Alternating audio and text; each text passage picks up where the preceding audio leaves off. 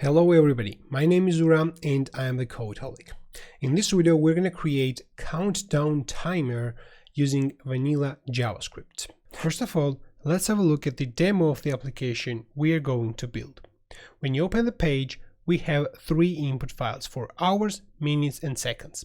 By default it is set to 5 minutes. Of course we can change the time.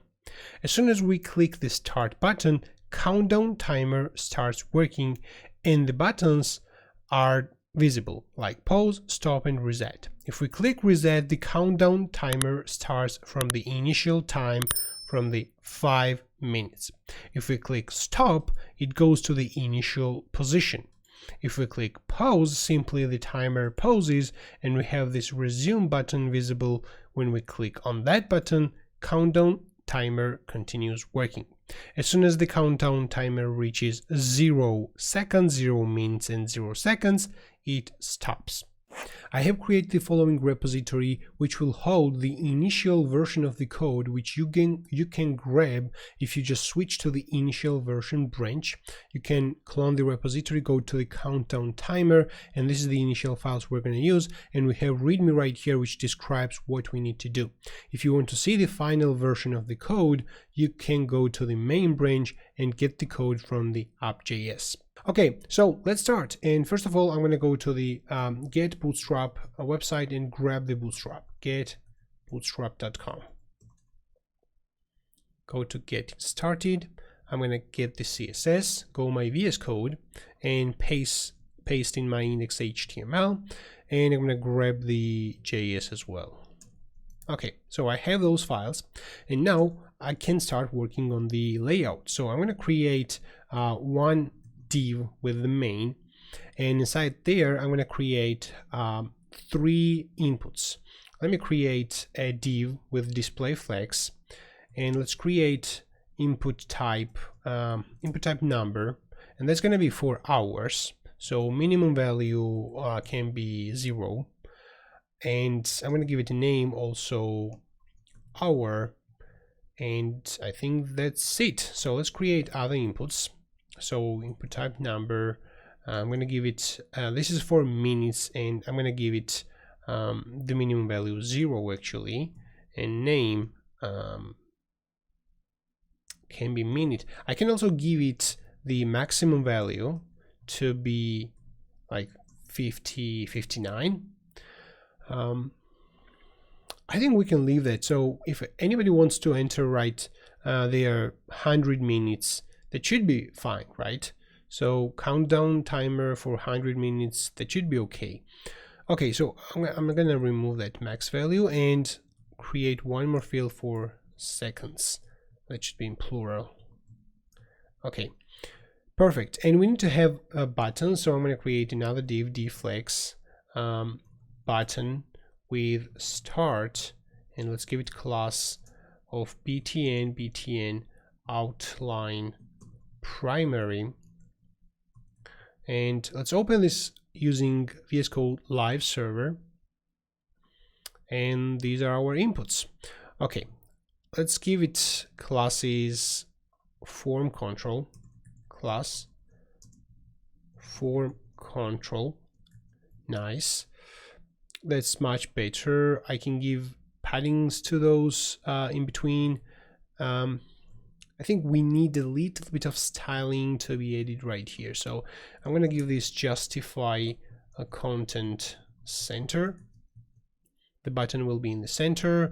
I'm going to give it margin bottom 3.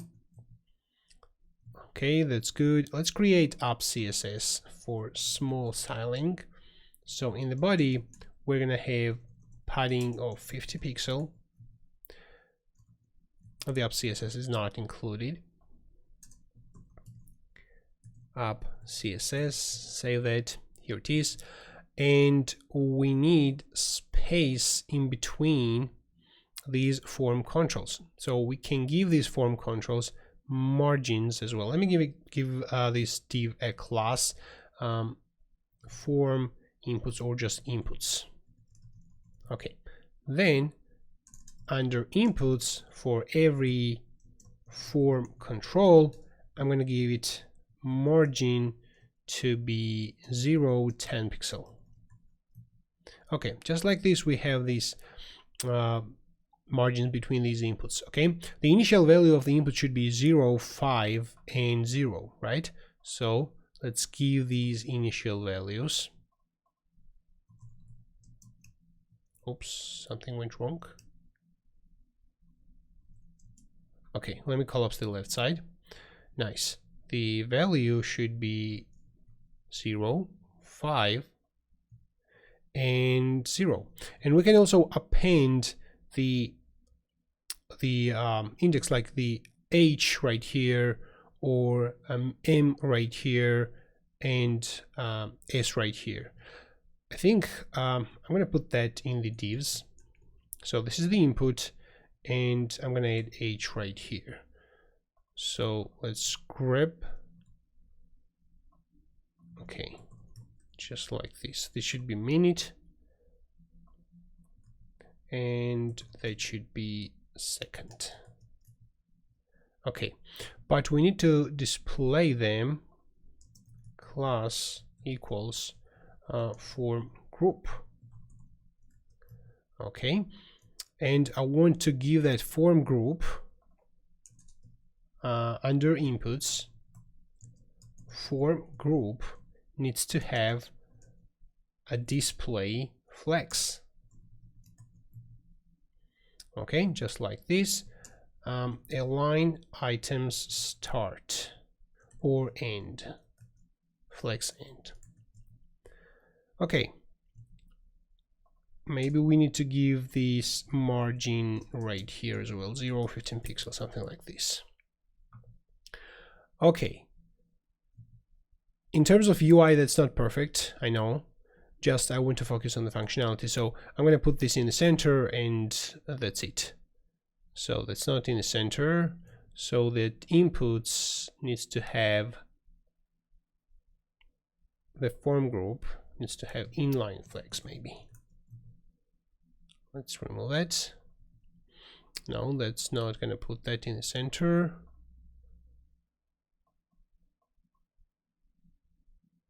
This is the div, one input, second. Okay, we need justify content right here. Okay, so justify content center, just like this. Okay, on inputs. Where's the inputs? Right here. I'm going to add justify content center. Okay, nice. So let's start working on the functionality. When I click on that start button, I should get that values and start countdown timer working. And then I need to also show different buttons right here. Okay, let's go in the JavaScript, and first I'm gonna get these values. So these inputs, I'm gonna select those inputs. So I'm gonna give them IDs like hours, minutes, and seconds. Let's go to the app.js, const hours, document, query selector hours, duplicate this. That's going to be for minutes, that's going to be for seconds. Okay, we need other buttons as well. So we need resume button, we need stop and reset buttons. Let's have a look in the README. So we need pause, stop, and reset. We have start, but we need those buttons as well. So I'm going to duplicate these buttons. That's going to be pause. Oops, pause. That's going to be stop, and that's going to be reset. I'm going to give them also IDs. ID equals btn start for the first one, pause for the second one. Okay, you know what? I'm going to give them IDs, classes, excuse me, not the IDs. So the idea will be basically the same, but I'm always thinking about the project to make it universal. And if I make that as a widget so that I can have several countdown timers on the page. One at the top left corner, second at the bottom right of the screen. So they are going to have both the same IDs. So my general approach in this case is that I'm going to use classes. So this is how I generally do, and I'm going to do the same thing right here. So btn start and pause and stop, and that's going to be reset. This button basically should be start or resume. It's going to be both.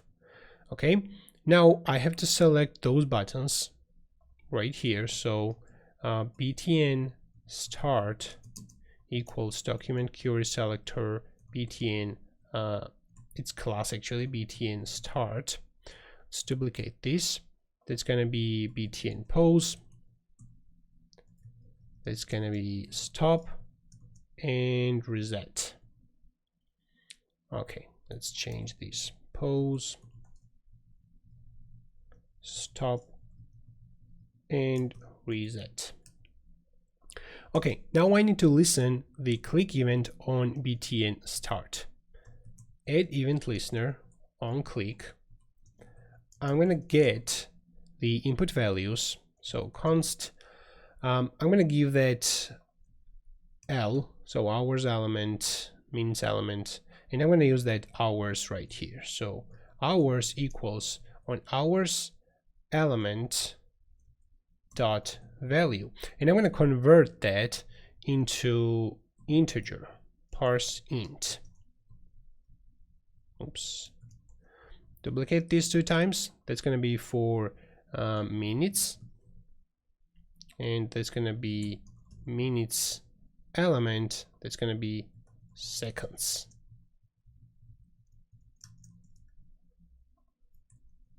Okay, so I have those values. I can console log them, hours, minutes, and seconds. Let's save and have a look. I'm going to inspect that. First of all, we only need to have start button, but I will take care of this. Add event listener of null. So the button was not selected because dot is missing right here. Save. We still have the same problem. Let's inspect this. I think this is btn start resume, right? Resume. Save, and the error is gone. So I click on that and I get the 3 integer values, which is exactly what I want.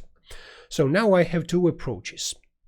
So first, I can convert all of them into seconds and start the set interval process and subtract 1 second, and then convert them back into hours, minutes, and seconds and update the input fields.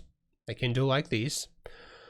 Or I can just work on the hours, minutes, and seconds. In this case, I think it will be more challenging because I need to first subtract on the second, then see if the number of seconds goes negative, then I need to subtract to minutes. I need to also check if the number of minutes got negative, then I need to subtract to hour.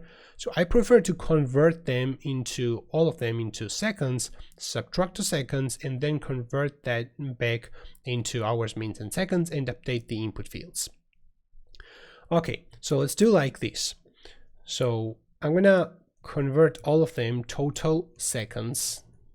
Okay, that's gonna be hours multiplied on 60 multiplied on 60 plus minutes multiplied on 60 plus seconds. So that's the total seconds. Then I need to start timer process and update the input fields. Okay, so probably I should create different function, start timer, which will accept the total seconds, and we need to call set interval. I need to obviously give it function and time of 1 second. I need to save the value of the interval, so I'm going to create a let interval variable right here, and I'm going to assign that interval equals to this. Okay, I also need one flag to subtract the time of not. So if I click on pause, the time should not be subtracted. Okay, so let pause equals false. I don't have pause status at the moment. So on the set interval, I get the total seconds.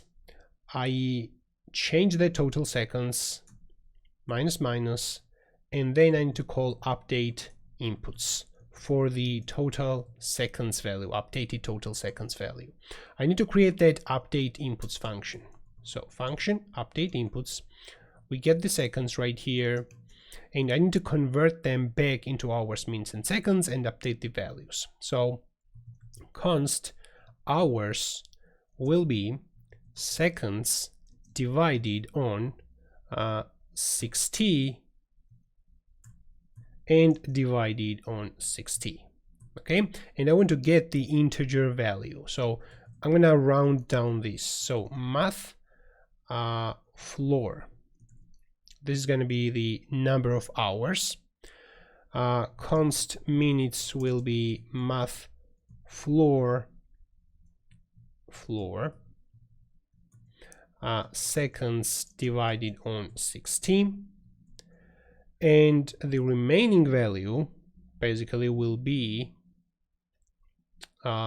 seconds. So I need to get the seconds, well, they should be total seconds, and right here seconds equal total seconds divided on 60, but we need to get the remainder, okay, whatever is there.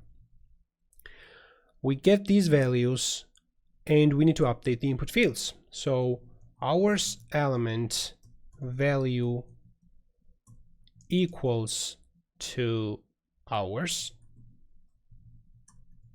and the same thing for minutes and seconds, right? So that will be minutes, that's going to be seconds. All right, right here I'm going to call start timer and pass the total seconds, and let's have a look. I reload the page, I click on start, and the process basically started. So it updates and comes right here. Okay, we need to handle the case when it reaches the end, when the total seconds reaches to 0. So if total seconds is less than or equal 0, then I'm going to call clear interval. So pass the interval right here, and yeah, I can do this after update. Okay, nice. And interval basically equals to a clear interval. Okay, perfect. So let me just give it 0 right here and just 10 seconds or 5 seconds. Click on start. It starts countdown process. If it reaches 0, then it's going to stop. It won't do anything. Okay, nice. Let's implement now pause functionality. So these buttons should be actually hidden, but only displayed when we click on start. So first of all, let's go to the HTML, and I'm going to give it class buttons.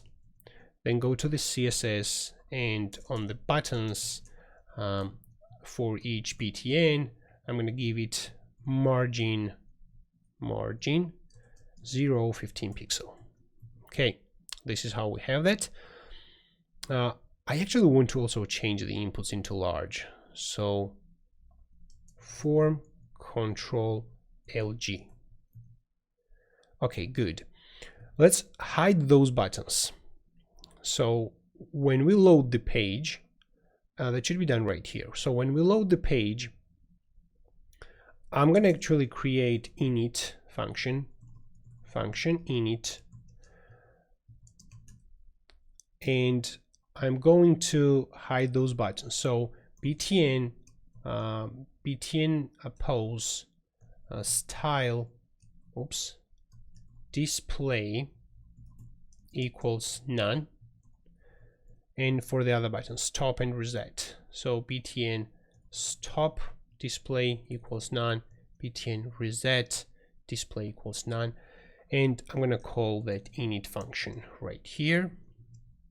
And we maybe also want to put that add event listener in the init function. Okay, perfect. Save that. And all the other buttons are hidden. I click on start, and then these buttons should be displayed. Let's handle this as well. So when we click on start, let me remove the console log statement. When the timer actually started, I need to show btn pause style display equals inline block, and the same thing for pause and reset. So pause and stop and reset. So I click on start, and these buttons pause, stop, and reset are visible. Start button should be hidden. btn start style display equals none. Okay, that's perfect. When I click pause, it should be paused and the text should be changed into resume. Now I need to add an event listener to pause. So btn pause add event listener on click. The pause variable, we have the pause variable equals true. Okay, and when the pause is true, we need to add right here an if statement. If pause is true, then just return from here. Don't do anything. Don't subtract the total seconds, and don't actually do anything. Okay, so reload the page, start. Let's wait. Okay, the countdown is working. I'm going to click on pause, and it's paused, so nothing actually happens. And the text should be changed of the pause into resume according to the readme. So we need to take care of this as well. So btn pause inner text equals to resume, but the same button will be used to resume. So we need to do like this. So pause basically equals not pause. Okay, and if it should be paused, if it is paused, then the inner text should be changed into resume. If it is not paused, then the inner text should be changed into pause. Just like this. Okay, we click on start. It's gonna start. I'm gonna click on pause, and the text changes into resume. Okay, I can click on resume, and that continues countdown timer. Okay, now I need to take care about the stop and reset. Let's first do reset. So btn reset add event listener on click. I need to take the user entered values, which is the 5 minutes, and reset from there. Okay, but I need to save them somewhere. So these are the total seconds. Well, I'm going to create right here a variable let total seconds equals 0, and right here total seconds equals to whatever is this, and I pass this in the start timer, but I also save that in the total seconds variable. So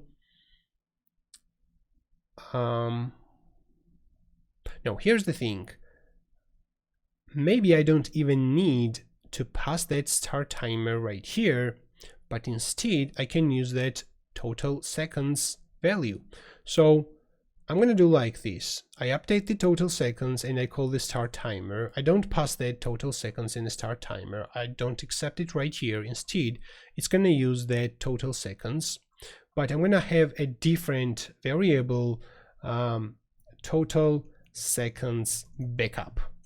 Okay, from which I'm going to recover. So that's 0 as well, and total seconds backup equals to total seconds, and that equals to this. Okay, that should work. In the update inputs, we don't also want to accept the total seconds. We can access it globally. Save that and click on start, and that works. I'm going to click on pause. The pause works. Click on resume. That works. Now let's implement the reset. So on reset, the total seconds, when I click on reset, total seconds equals to total backup seconds. Okay, I save that and reload the page. Okay, start works. Now I click on reset and it starts from 5 minutes again. Okay, so look at the number of seconds, click on reset and it goes to 59 again. So if I click on stop, now we need to take care of this. Actually, if I click on pause and then I click on reset, the point is that it actually, that's a good thing. So when we click on total seconds, we need to call also update inputs. Okay, let's do like this, and I'm going to show you why I did that. So start works. Okay, so I click on stop now, and that stops, actually pause, and that pauses the input. Then I click on reset, and the values go back to 5. That's fine. And then I click on resume, and it continues from 5. Okay, let's implement stop, and I think that's it. So let's put this right here, btn stop, add event listener on click.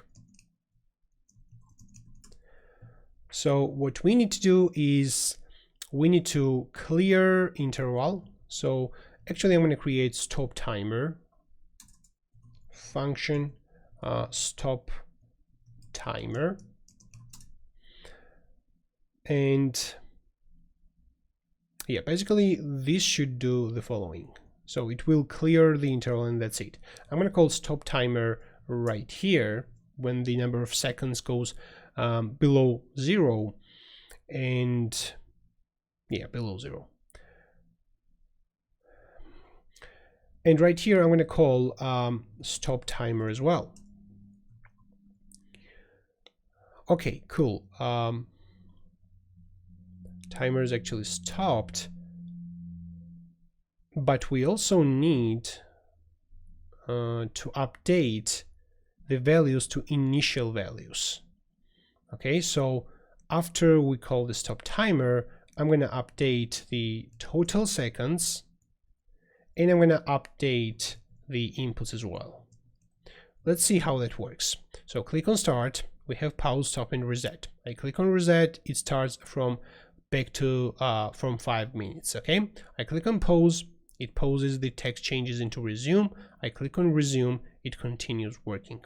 I click on stop, it goes back to 5 minutes, and the buttons should be changed. So we should not see pause and reset and stop anymore, but we should see start.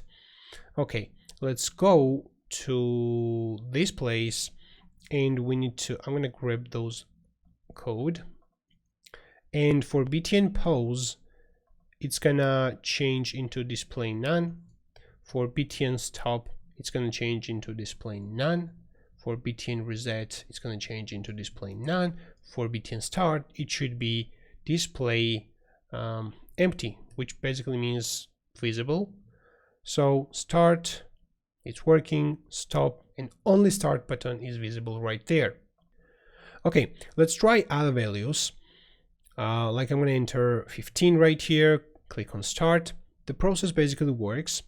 Reset goes back to 15 and continues working. If I click on pause and then reset, this is something very close to stop. It goes to the 15 minute, but the countdown timer doesn't work. If I click on stop, that goes to the 15 minute back, the values user entered, and the countdown timer doesn't work. So if we reach on the 0, yeah, this is an interesting point. So okay, look at this. So when you click on start, it's working. When you click on pause and then stop and then start, it doesn't work because the pause value is actually true. So when user clicks on stop, we should change the pause value as well. So pause equals false. That's a tiny bug. So let's reload the page, start, it's working, click on pause, then click on stop, and then click on start, and the countdown timer still works. Okay, I think we need to take here one thing as well. So what if the user enters negative value right here or in any of the inputs?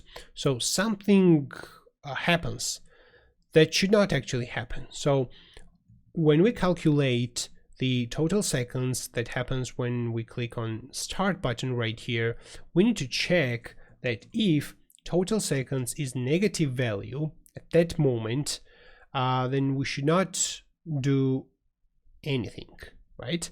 So I'm just thinking maybe the user enters -1 right here. So let's just reload the page. Okay, let's leave it like this. So right here, if the user enters -1, obviously that's going to be negative because that will be multiplied on 60 and nothing will happen. So if the value is negative, I'm going to call return right here. Nothing happens. Let's try now. -1, click on start. So nothing basically happens. So if I enter the -1 right here or -10, then something happens. So that basically means 4 minutes and 50 seconds. So they will be this will be multiplied on 60 and plus this value. So finally we're gonna get this value, which is kind of fine. It's not a bug. So if the user wants to enter such type of values, okay, user can do that. Okay, I think I'm not against about that. But if the user tries to enter -1 right here or somewhere, nothing happens. I don't do anything. I think that's it for this video, guys. If you enjoyed, just hit the like button. If you're new to my channel and want to see such type of videos, definitely subscribe to my channel and enable notifications. Don't forget to enable notifications. All right, and just share this video on Twitter, on social media. Follow me on Twitter as well. I'm trying to be active there considering my workload. And yeah, no further time spending. That's it for this video, and see you in the next time.